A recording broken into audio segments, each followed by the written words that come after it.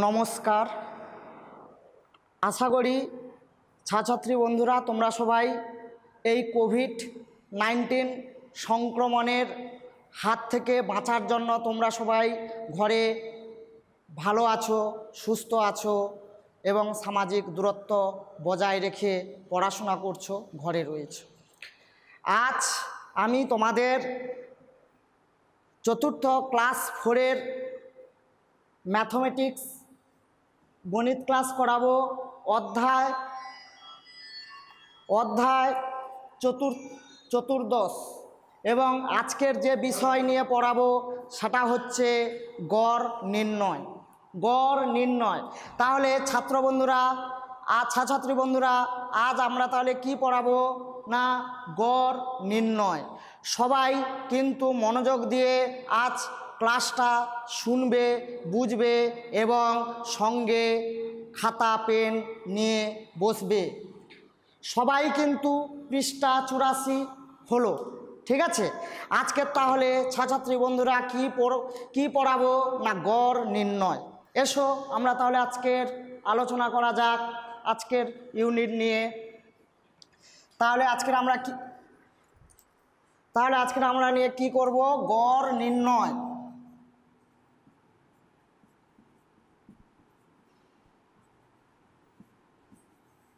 সবাই আমার সঙ্গে বলো, আজকে তাহলে আমরা কি পড়াবো না গড় নির্ণয়। তাহলে আগে আমরা জানা যাক গড় কাকে বলে। গড় হলো একজাতীয় বা সমজাতীয় রাশিগুলির সমষ্টিকে রাশির সংখ্যা দ্বারা ভাগ করে যে ভাগফল পাওয়া যায় সেই ভাগফলকে ওই রাশিগুলির গড় বলা। তাহলে কি বললাম লেখা যাক, তারপরে আমরা উদাহরণ দিয়ে আলোচনা করব, ব্যাখ্যা করব। তাহলে গড় সমান কি? গড় সমান হচ্ছে সমজাতীয়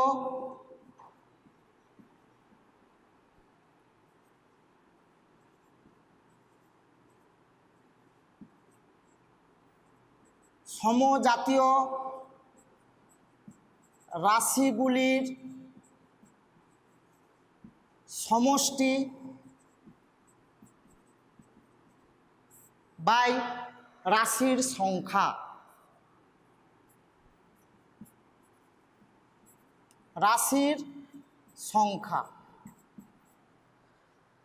অবশ্যই সমজাতীয় রাশি কথার অর্থ কি? সমজাতীয় রাশি কথার অর্থ ধরো টাকা আর পয়সা। টাকার পয়সা কি সমজাতীয় রাশি? না, টাকা পয়সা সমজাতীয় রাশি না। তাহলে টাকাকে যদি আমরা পয়সাতে নিয়ে যাই বা পয়সাকে যদি আমরা টাকাতে যদি নিয়ে আসি তখন আমরা বলবো সমজাতীয় রাশি। তাহলে একই জাতীয় রাশি, যেমন হচ্ছে উচ্চতা। তাহলে উচ্চতা ধরো 5 সেন্টিমিটার, আরেকজনের উচ্চতা ধরো 3 সেন্টিমিটার, তাহলে এগুলো হচ্ছে কি সমজাতীয় রাশি। তাহলে উচ্চতা, সময় এগুলো কিন্তু সমজাতীয় রাশি নয়। কারোর বয়স আর এদিকে বলছি উচ্চতা, এগুলো কিন্তু কখনো সমজাতীয় রাশি হতে পারে না। তাহলে সমজাতীয় রাশি বলতে কি হতে পারে? কেবলমাত্র শুধু বয়সের মান দেওয়া আছে, হতে পারে কেবলমাত্র দিন সংখ্যা দেওয়া আছে, হতে পারে কেবলমাত্র শুধু বছরের মান দেওয়া আছে। তাহলে এগুলোকে বলছি আমরা কি, বা উচ্চতা দেওয়া আছে, এগুলোকে আমরা বলছি সমজাতীয় রাশি।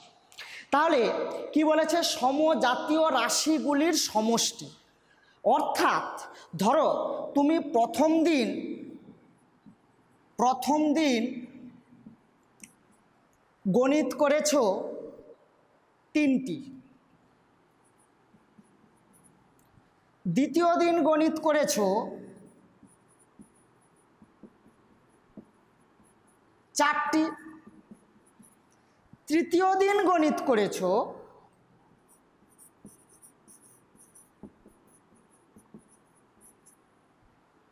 5টি। তাহলে এখানে 3টি অঙ্ক করেছো প্রথম দিন, 4টি অঙ্ক করেছো আর 5টি অঙ্ক করেছো। তাহলে কি বলেছে? সমজাতীয় রাশিগুলির সমষ্টি। দেখো এই যে সমজাতীয় রাশিগুলির সমষ্টি, সমজাতীয় রাশিগুলির সমষ্টি। তাহলে আগে আমরা কি করব না সমজাতীয় রাশিগুলির সমষ্টি বের করব। তাহলে সমষ্টি করলে কত হবে? 3 + 4 + 5, তাহলে কত হলো? 4 3 7, 7 5 12। তাহলে এইটা হলো কি না রাশিগুলির সমষ্টি, রাশিগুলির সমষ্টি, রাশিগুলির সমষ্টি। এবারে আমরা আসছি ছাত্র বন্ধুরা রাশির সংখ্যা। রাশির সংখ্যা বলতে কি, দেখো এখানে মোট কতগুলো রাশি দেওয়া আছে? দেখো 1টা 2টো 3টে, তাহলে কটা রাশি দেওয়া আছে? না 3টে রাশি দেওয়া আছে। তাহলে রাশির সংখ্যা কত? রাশির সংখ্যা সমান 3টি। তাহলে রাশির সংখ্যা কটা? না 3টি। তাহলে গড় নির্ণয় করতে গেলে আমরা তাহলে কি করব না গড় সমান হচ্ছে রাশিগুলির সমষ্টি। রাশিগুলির সমষ্টি কত? 12। এই যে সমজাতীয় রাশিগুলির সমষ্টি, তাহলে গড় হচ্ছে সমজাতীয় রাশিগুলির সমষ্টি 12 / রাশির সংখ্যা। এখানে রাশির সংখ্যা কত? না 3। তাহলে গড় বেরোলো কত? না 3 4 12। 12কে 3 দিয়ে ভাগ করলে কত? না ভাগ করলে হচ্ছে 4। এটাই হচ্ছে গড় মান। আশা করি ছাত্রছাত্রী বন্ধুরা তোমরা সবাই এটা বুঝতে পেরেছো। আর যদি না বুঝে থাকো তাহলে আরেকবার ভালো করে রিপিট করে দেখে নেবে। এই হচ্ছে আমরা তাহলে গড়ের জিনিস জানলাম। আচ্ছা এবারে আমরা বলতে পারি এই গড় মান এটা কি সবসময় পূর্ণ সংখ্যা হবে? না, পূর্ণ সংখ্যা হতেও পারে, আবার দশমিক সংখ্যাও হতে পারে। তাহলে কি বললাম? গড় মান তাহলে কি কি হতে পারে? পূর্ণ সংখ্যা হতে পারে, আবার দশমিক সংখ্যাও হতে পারে। এবং এই গড় মান সবসময় প্রদত্ত রাশিগুলির সমান হতে পারে, বেশি হতে পারে। দেখো সমান হতে পারে অথবা কম হতে পারে অথবা বেশি হতে পারে। কি বললাম আরেকবার আমি বলে দিচ্ছি। এই যে আমরা যে গড় মান বের করলাম, এখানে গড় মান কত? 4। তাহলে এই গড় মানটা প্রদত্ত রাশিগুলির সঙ্গে যদি আমরা তুলনা করি তাহলে এই গড় মানটা প্রদত্ত রাশিগুলির থেকে ছোট হতে পারে, সমান হতে পারে অথবা কি বড় হতে পারে। যেমন আমি বুঝিয়ে দিচ্ছি, দেখো গড় মান 4, তাহলে এখানে প্রদত্ত রাশি প্রথমে কি দেওয়া আছে? 3। দেখো 3-এর থেকে 4 কি বড় হচ্ছে। আবার দেখো সমান হতে পারে, দেখো 4-এর সঙ্গে 4 কি সমান হতে পারে।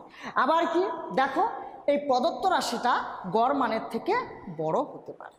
তাহলে দুটো জিনিস আমরা বললাম কি না গড় মান পূর্ণ সংখ্যা হতে পারে, দশমিক সংখ্যা হতে পারে। আর কি বললাম না গড় মান প্রদত্ত রাশিগুলির সমান হতে পারে, ছোট হতে পারে, বড় হতে পারে।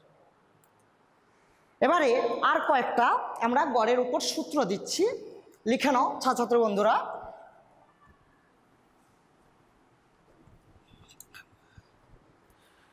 সমজাতীয় রাশি, তাহলে এটা 1 নম্বর সূত্র। 2 নম্বর কি? সমজাতীয় রাশিগুলির সমষ্টি।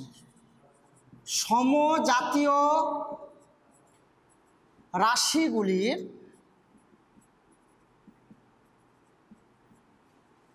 সমষ্টি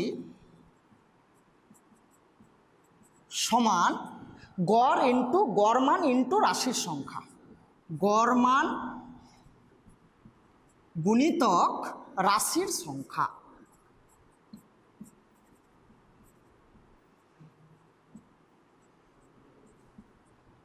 দু নম্বর।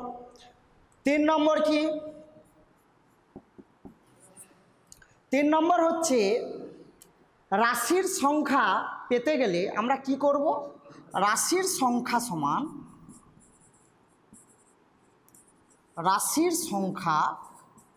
সমান কি না সমজাতীয় রাশিগুলির সমষ্টি, সমজাতীয় রাশিগুলির সমষ্টি বাই গড় মান। দেখো কোনো সমস্যায় গাণিতিক সমস্যায় যদি গড় মান দেওয়া থাকে এবং রাশির সংখ্যা যদি দেওয়া থাকে, তাহলে রাশিগুলির সমষ্টি কি করে পাবো না, গড় মানের সঙ্গে রাশির সংখ্যা যদি আমরা গুণ করে দিই তাহলে আমরা কি রাশির সমষ্টি পাবো। আবার কোনো গাণিতিক সমস্যায় যদি রাশিগুলির সমষ্টি দেওয়া আছে এবং গড় মান দেওয়া আছে, রাশির সংখ্যা বের করতে হবে, তখন কি করব না, সমজাতীয় রাশির সমষ্টিকে গড় মান দিয়ে ভাগ করলে আমরা কি রাশির সংখ্যা পাব। আর এগুলো কি রাশির সংখ্যা কি, রাশির সমষ্টি কি, গড় কি, আমরা এক্ষুনি বিস্তারিত আলোচনা করলাম। আশা করি এইগুলোর উপর গণিত করলে কোনো অসুবিধা হবে না। দেখা যাক কয়েকটা আমরা তাহলে সমস্যা করা যাক।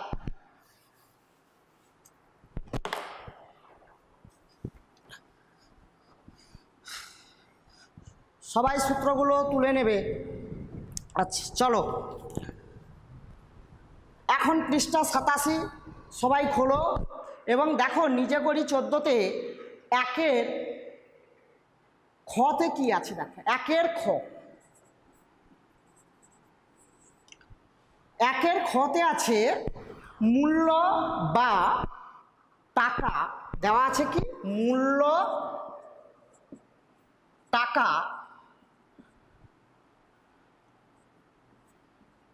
কি কি দেওয়া আছে, রাশিগুলির মান কি কি দেওয়া আছে, 25, 50, 75, 100।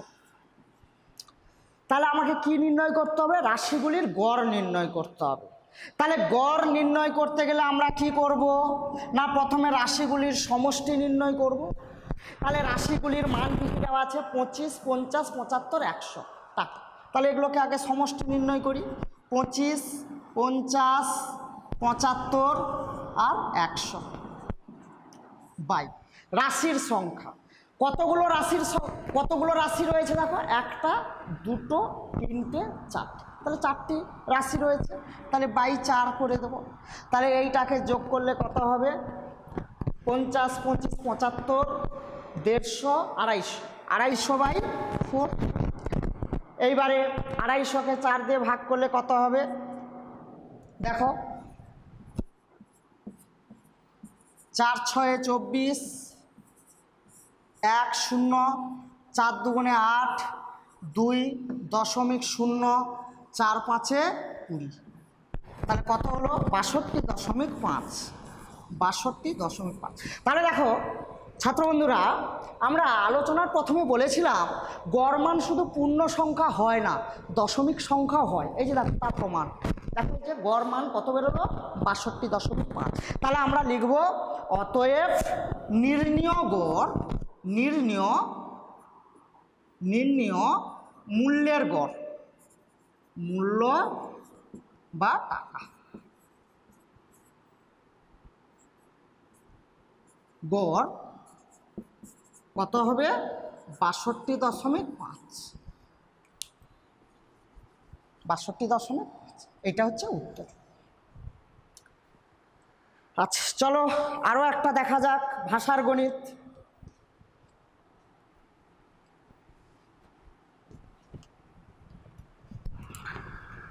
কি বলেছে দেখো, 8এর দাগ,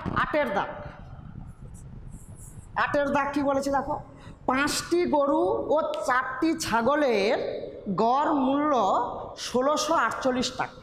তাহলে কটা গরু, 5টি গরু, 5টি গরু যোগ আর কি 4টি ছাগল ও 4টি ছাগলের গড় মূল্য কত দেওয়া আছে না, 1648 টাকা, 1648 টাকা। তারপরে কি বলা আছে, গরুর গড় মূল্য 2000 টাকা, গরুর গড় মূল্য 2000 টাকা। তাহলে বলেছে ছাগলের গড় মূল্য কত, বলেছে ছাগলের গড় মূল্য কত, ছাগলের গড় মূল্য কত? কি করে বের করব দেখো কি দেওয়া আছে। আচ্ছা এখানে মোট কতগুলো রাশির সংখ্যা কত? 5 আর 4 মিলে কত? 9। আচ্ছা গড় মান দেওয়া আছে কত? 1648। তাহলে এখানে আমরা রাশির সমষ্টি পেতে পারি না পারি না? পারি। তাহলে রাশির সমষ্টি কত হবে? রাশিগুলির অর্থাৎ 5টি গরু ও 4টি ছাগলের মোট মূল্য। তাহলে কি লিখব? 5টি গরু ও 4টি ছাগলের মোট মূল্য কত হবে? মোট মূল্য বলতে রাশিগুলির সমষ্টি। মোট মূল্য বলতে কি? রাশিগুলির সমষ্টি। দেখো আমি সূত্রতে বলেছিলাম রাশিগুলির সমষ্টি সমান গড় ইন্টু রাশির সংখ্যা। দেখো 2 নম্বর সূত্রে আমি লিখিয়েছিলাম গড় ইন্টু রাশির সংখ্যা। তাহলে গড় মান কত দেওয়া আছে? 1648। কত দেওয়া আছে? 1648 ইন্টু রাশির সংখ্যা কত? 5 আর 4 যোগ করলে কত? 9। তাহলে রাশির সংখ্যা হচ্ছে 9। তাহলে মোট তাহলে কত টাকা হবে?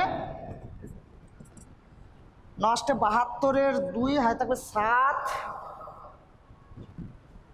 হ্যাঁ তাহলে দেখো 972 7, 9 4 36, 36 7 43, 3 হয় থাকবে 4, 9 6 54, 54 4 58, 58 8 5, 9 কে 9 5 14, 14,832 টাকা।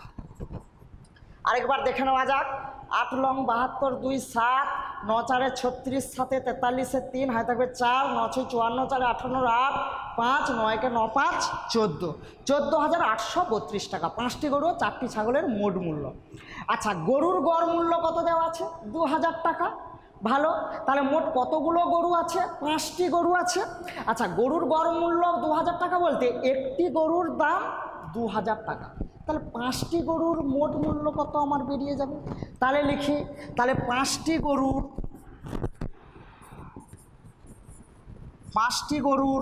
মোট মূল্য, 5টি গরুর মোট মূল্য মানে এইটা রাশির সমষ্টি। তাহলে রাশির সমষ্টি মানে কি? গড় মান ইন্টু রাশির সংখ্যা। তাহলে গড় মান কত? এখানে 2000, গড় মান 2000, রাশির সংখ্যা এখানে কটা রাশি বলতে এই যে 5, তাহলে ইন্টু 5, তাহলে এত টাকা সমান 5 দুগুণে 10, আর কটা শূন্য বসে যাবে? 3টে শূন্য বসে যাবে, এত টাকা। ব্যাস হয়ে গেল। তাহলে দেখো 5টি গরু ও 4টি ছাগলের মোট মূল্য 14,832 টাকা। 5টি গরুর মোট মূল্য 10,000 টাকা। তাহলে 4টি ছাগলের মূল্য বেরিয়ে যাবে। তাহলে কি করে করব না, 5টি গরু আর 4টি ছাগলের মোট মূল্য থেকে 5টি গরুর মোট মূল্য যদি বাদ দিয়ে দিই তাহলে কি পাবো না, 4টি ছাগলের মূল্য পেয়ে যাব। তারপর আমরা গড় নির্ণয় করব। তাহলে 4টি ছাগলের মোট মূল্য, 4টি ছাগলের মোট মূল্য হবে তাহলে 14,832 বিয়োগ টাকা। এইখানে বিয়োগটা করবে 14,832 বিয়োগ 1 2 3 8 4, 4,832 টাকা। 4,832 টাকা। ব্যাস, তাহলে 4টি ছাগলের মোট মূল্য বেরিয়ে গেল। এখানে কি বলেছে? 4টি প্রশ্নে কি বলেছে? ছাগলের গড় মূল্য কত, অর্থাৎ কি প্রতিটি ছাগলের মূল্য কত হবে সেটা বের করতে হবে। তাহলে 4টি ছাগলের মোট মূল্য পেয়ে গেলাম, মানে রাশির সমষ্টি হয়ে গেল, আর রাশির সংখ্যা দেওয়া আছে, তাহলে আমরা গড় তো বের করে নিতে পারবো। তাহলে অতএব, আচ্ছা অতএব ছাগলের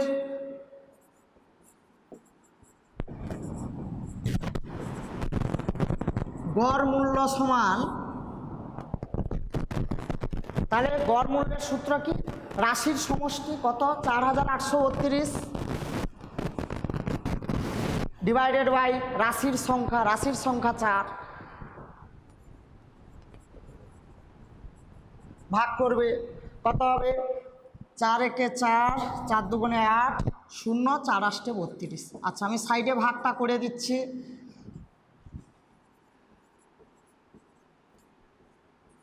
4 একে 4, 8, 4 দুগুণে 8, পরপর দুটো নামানো যায় না, মাঝে একটা 0, 2 4 আষ্টে 32। ব্যাস, তাহলে ছাগলের অতএব প্রতিটি ছাগলের গড় মূল্য হবে 1208 টাকা। আশা করি ছাত্রছাত্রী বন্ধুরা গণিতটা বুঝতে পেরেছ। আচ্ছা আরও কয়েকটা করা যাক।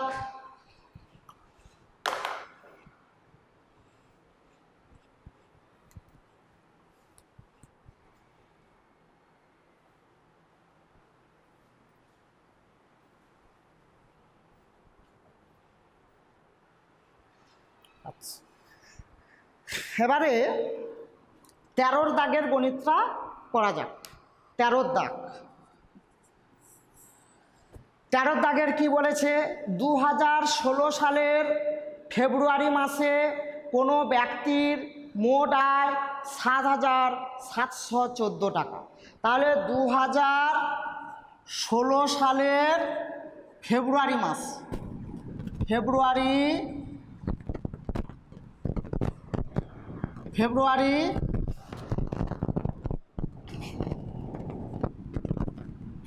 মাসে কত না মোট আয় 7,714 টাকা। মোট আয় 7,714 টাকা। 2016 সালের ফেব্রুয়ারি মাসে মোট আয় 7,714 টাকা। বলেছে পরের মাস, পরের মাস বলতে ফেব্রুয়ারির পরের মাস কি? মার্চ মাস। তাহলে পরের মাস বলতে মার্চ মাস, ফেব্রুয়ারির পরের মাস কি? মার্চ মাস।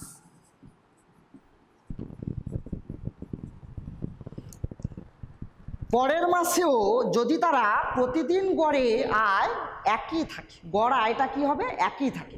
অর্থাৎ কি না ফেব্রুয়ারি মাসে যে গড় আয়টা বেরোবে সেই গড় আয়টা মার্চ মাসেও একই হবে। অর্থাৎ ফেব্রুয়ারি মাসে পার ডে প্রত্যেক দিন যে আয়টা হবে সেই প্রত্যেক দিনের আয়টা আবার মার্চ মাসেও সেই প্রত্যেক দিনের আয়ের সঙ্গে সমান হবে। তাহলে বলেছে ওই মাসে তার মোট আয় কত, অর্থাৎ মার্চ মাসে মোট আয় কত এইটা আমাকে বের করতে হবে। মার্চ মাসে মোট আয়। আচ্ছা তার আগে আমাকে বের করে নিতে হবে মোট দিন সংখ্যাটা বের করে নিতে হবে। আচ্ছা দেখো ছাত্রছাত্রী বন্ধুরা, 2016 সাল এটা একটা লিপিয়ার না? লিপিয়ার নয়, লিপিয়ার। কেন না এটা হচ্ছে কি 4 দিয়ে ভাগ যাচ্ছে, এই সালটা কি 4 দিয়ে ভাগ যাচ্ছে। 4 বা 400 দিয়ে যদি কোনো সালকে যদি ভাগ করা যায় তাহলে সেই সালটা হচ্ছে কি লিপিয়ার বা অধিবর্ষ। কিন্তু দেখো এখানে 0 তো নেই, তাহলে শেষের সংখ্যা দেখো 16 রয়েছে, মানে 4 দিয়ে ভাগ যাবে, অর্থাৎ এটা লিপিয়ার। তাহলে আমরা জানি কোনো বছর যদি লিপিয়ার যদি হয় তাহলে সেই বর্ষের ফেব্রুয়ারি মাসটা 29 দিনের হয়। কত দিনের হয়? 29 দিনের হয়। তাহলে 2016 সাল লিপ ইয়ার বা অধিবর্ষ, লিপ ইয়ার, লিপ ইয়ার। তাহলে ফেব্রুয়ারি মাসটা কত দিনের হবে? ফেব্রুয়ারি মাসটা হবে 29 দিনের, 28 দিনের হবে না। নর্মাল কি হয় 28 দিনে ফেব্রুয়ারি মাস হয়, কিন্তু যেহেতু লিপ ইয়ার তাই ফেব্রুয়ারি মাসটা হবে 29 দিনের।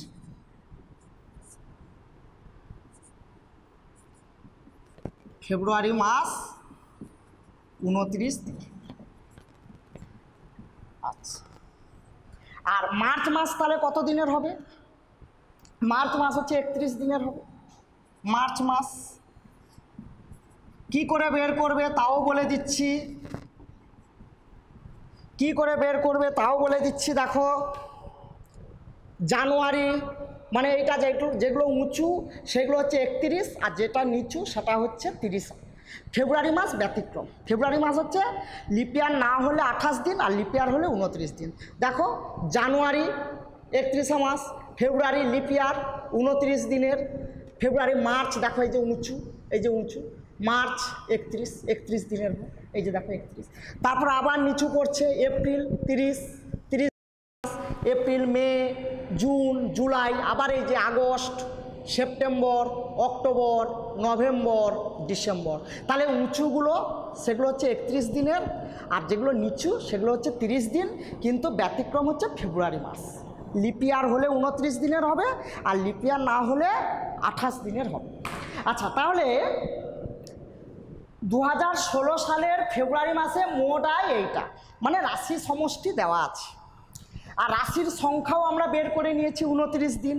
তাহলে গড় আয় কত হবে না, ফেব্রুয়ারি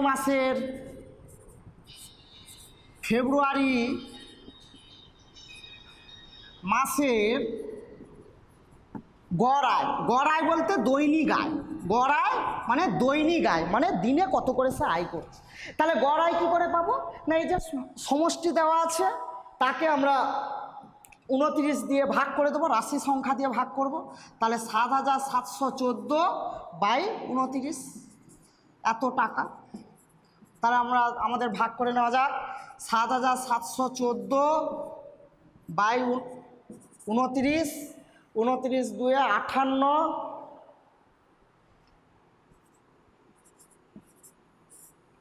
9 1 নামলো। তাহলে 29 8 দেখা যাক, 29 8 কত হচ্ছে, 29 9 দেখো 8 8 9 72 2 7 8 9 16 16 7 23 232, বেশি হয়ে যাচ্ছে। আচ্ছা, 29 7 63 3 6 7 দুগুণে 14 6 20 203, তাহলে 6-এ যাবে। আচ্ছা, 6-এ তাহলে কত হবে, 9 6 54 4, হাতে থাকবে 5, 6 দুগুণে 12 12 5 17, 11 7 8 1 4, 174, 6-এ যাবে, 6-এ 174। তাহলে ফেব্রুয়ারি মাসের গড় আয় হবে 266 টাকা, এইটাই দৈনিক আয়। ফেব্রুয়ারি মাসের গড় আয় মানে কি, মানে ফেব্রুয়ারি মাসের প্রত্যেক দিন সে 266 টাকা করে আয় করছে, গড় আয়, এই কথাটার অর্থ। আচ্ছা, এবারে কি বলেছে দেখো, প্রশ্নের দিকে দেখো, বলেছে পরের মাসেও যদি তার প্রতিদিনের গড় আয় একই থাকে, অর্থাৎ মার্চ মাসেও এই একই আয় থাকবে, অর্থাৎ ফেব্রুয়ারি মাসেও প্রত্যেক দিন যে টাকাটা আয় হচ্ছে, মার্চ মাসেও প্রত্যেক দিন সেই একই টাকা হবে। তাহলে মার্চ মাসে, তাহলে যেহেতু ফেব্রুয়ারি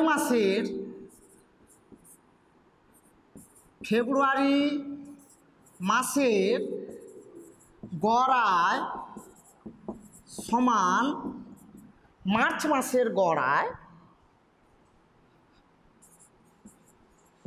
মার্চ মাসের গড় আয়, তাহলে অতএব তাহলে মার্চ মাসে মোট আয় কত হবে, তাহলে অতএব মার্চ মাসে মোট আয় হবে, তাহলে মোট আয় মানে কি, রাশির সমষ্টি বের করতে হবে। রাশির সমষ্টির সূত্র কি বলেছিলাম, যে রাশির সংখ্যা গুণিতক গড় মান। দেখো গড় মানটা কত 266, আর রাশির সংখ্যা কত, এই যে মার্চ মাস সমান কত দিন, 31 দিন, তাহলে কত হবে 266 গুণিতক 31, এত টাকা। তাহলে 266-র সঙ্গে 31 গুণ করে নাও, 6 6 2 18 8 9 7, 6 2 8,246 টাকা তার মোট আয়।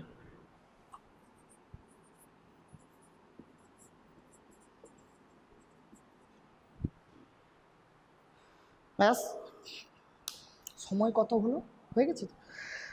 আশা করি ছাত্রছাত্রী বন্ধুরা তোমরা আর অন্য অঙ্কগুলো ঠিক একইভাবে যেভাবে আমি সূত্র দিয়ে যে করলাম, দুটো সমস্যা করলাম, গাণিতিক সমস্যার সমাধান করলাম যেভাবে, ঠিক অন্যান্য যে গণিতগুলো যে দেওয়া আছে, এই যে HW যে গণিতগুলো যে দেওয়া আছে, সমস্যাগুলো দেওয়া আছে, সেগুলো ঠিক একইভাবে করবে এবং ওই তিনটে সূত্র দিয়ে, যে তিনটে সূত্র আমি লিখিয়ে দিয়েছি, এবং ওই তিনটে সূত্রকে কি করে আমরা প্রয়োগ করে যে করলাম সেটা তোমাদের নিশ্চয়ই অবগত হয়েছে।